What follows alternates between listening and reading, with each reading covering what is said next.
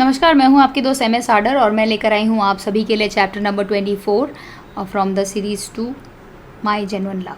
सौम्या और हिमांग वापस living room में लौटे। हिमांग ने सौम्या को अपनी बाहों में लिया और कहा, सौम्या, ये सारी मुश्किलें जहाँ कितनी भी चाहे बड़ी हो जाए, हमारा प्यार उनसे बड़ा है। तुम्हें हमेशा मुझ पर भरोसा रखना होगा। सौम्या ने उसकी छाती पर सिर टिकाया और बोली, हिमांग, तुम मेरे लिए वो ढाल हो जो हर तूफान से मुझे बचाती है। हिमांग ने उसके माथे पर एक सॉफ्ट सा किस किया और कहा, और तुम मेरे लिए वो वजह हो जिसके लिए मैं हर जंग लड़ सकता हूँ। उनकी सांसें एक दूसरे में मिल रही थी और उस रोमांटिक पल में सस्पेंस की ठंडी हवा भी उनके प्यार को कमज़ोर नहीं कर सकी। लेकिन तभी सौम्या का फ़ोन बजा। स्क्रीन पर माँ का नाम चमक रहा था। सौम्या ने कॉल उठाया और स्मृति कांपती हुई आवाज़ सुनाई दी, सौम्या, मैं नरेगढ़ लौट रही हूँ, लेकिन मुझे लगता है कि कोई मेरा पीछा कर रहा है बेटा। सौम्या का चेहरा पीला पड़ गया। माँ, आप कहाँ हैं? हाँ, स्मृति ने कहा, मैं अभी ट्रेन में हूँ, लेकिन यहाँ एक आदमी बार बार मेरे पास आ रहा है। हिमांग ने फ़ोन छीनकर कहा, आंटी अब रिलैक्स, ओके, मैं अभी कुछ करता हूँ, डोंट वरी।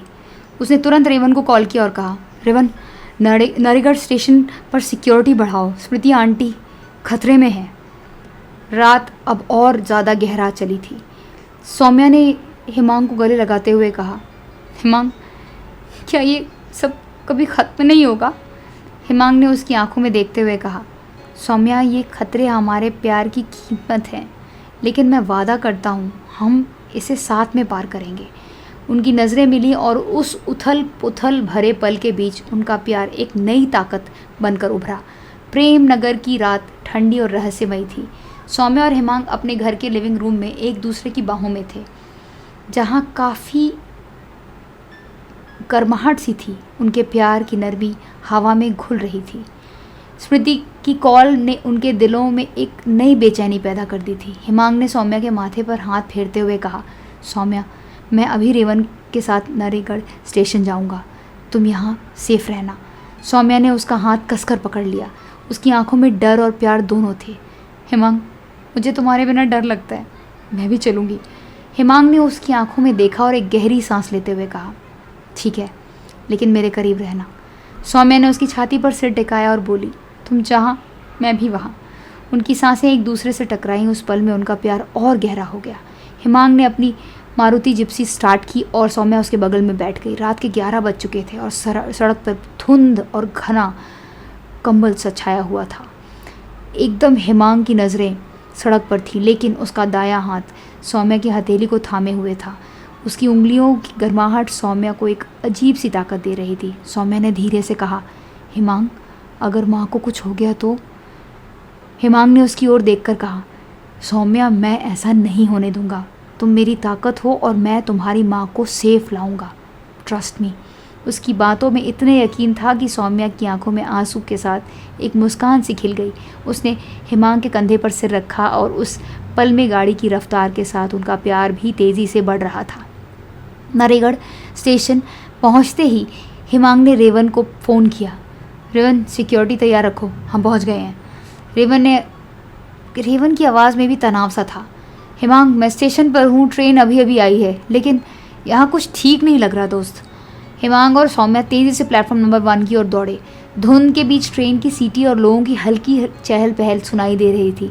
सौम्या की नज़रें अपनी माँ को ढूंढ रही थी। जब हिमांग ने उसे एक कोने में खड़े रेवन के पास खींचा, रेवन ने कहा, हिमांग, स्मृति आंटी को B2 डब्बे में देखा गया था, लेकिन अब वहाँ कोई नहीं है यार।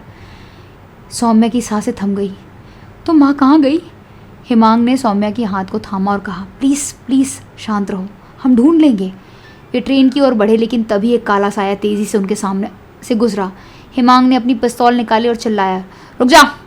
साया धुंध में गायब हो गया। सौम्या की सांसें तेज़ हो गई। हिमांग, ये वही है ना जो मेरे घर के बाहर था? हिमांग ने उसे अपनी बाहों में खींच लिया और कहा, सौम्या, मैं हूँ ना, डरने की कोई बात नहीं है। तभी जैसा ऐसा लगा कि कुछ अजीब सा हो रहा है। उनकी गर्म सांसें, सौम्या की गर्म सांसें कहीं ना कहीं वो छू रही थी हिमांग को, मगर इतनी ज़्यादा हवा में बेचैनी थी कि कहने लायक नहीं था। रेवन ने प्लेटफॉर्म की दूसरी ओर इशारा किया, वहाँ कोई हलचल है। तीनों उस ओर दौड़े, जहाँ एक सुनसान कोने में स्मृति ज़मीन पर गिरी हुई थी। उसके हाथों में एक फटा हुआ बैग था। सौम्या चीखी, माँ।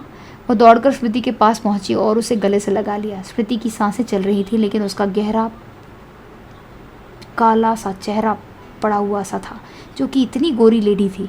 हिमांग ने उसकी नब्ज चेक की और कहा, सौम्या, इन्हें बेहोश किया गया है, हमें इन्हें अस्पताल ले जाना होगा। सौम्या की आंखों में आंसू थे, लेकिन उसने हिमांग की ओर देखकर कहा, तुम सही कह रहे थे। तुमने माँ को तो कम से कम ढूंढ लिया मेरे लिए। हिमांग ने उसे गले से लगाया और कहा, और तुम मेरे लिए वो वजह हो जिसके लिए मैं हर खतरे से लड़ता हूँ, so don't worry, we will definitely come out of it. तभी रेवन की नज़र एक कागज़ के टुकड़े पर पड़ी जो स्मृति के बैग से गिरी थी। उसने उसे उठाया और पढ़ा, गहना मेरा है। हिमांग की भौहें सिकुड़ गईं। ये क्या नया खेल है? प्रत्युष तो गायब हो चुका है। सौम्या ने कांपते हुए कहा, हिमांग, क्या चिल्लम्मा देवी का श्राप अभी भी हमारे पीछे है? हिमांग ने उसका चेहरा अपने हाथों में लिया और कहा, सौम्या, ये कोई श्राप नहीं है, इंसानों की साजिश है और मैं इसे ख़त्म कर दूंगा। उनकी नज़रें मिली और उस सस्पेंस भरे पल में हिमांग ने सौम्या के होठों को एक हल्का सा छुआ। सौम्या की सांसें थम गई और उसने हिमांग को कसकर गले से लगा लिया। इसी के साथ इस रोमांटिक नॉवल का ये वाला चैप्टर यहीं पे कंप्लीट होता है। मिलते हैं बहुत जल्द, जिसमें मैं आप सबको अगले चैप्टर की कहानी सुनाऊंगी और सारे रहस्यों से पर्दा उठाऊंगी और प्यार भरे पलों को बताऊंगी। दोस्तों, आपको ये ऑडियो बुक अगर थोड़ी पसंद आई है तो ऑडियो बुक को प्लीज़ लाइक कर दीजिए और चैनल को सब्सक्राइब नहीं किया तो चैनल को सब्सक्राइब कर लीजिए। Thanks for watching. हमेशा मुस्कुराते रहिए। Have a blissful life.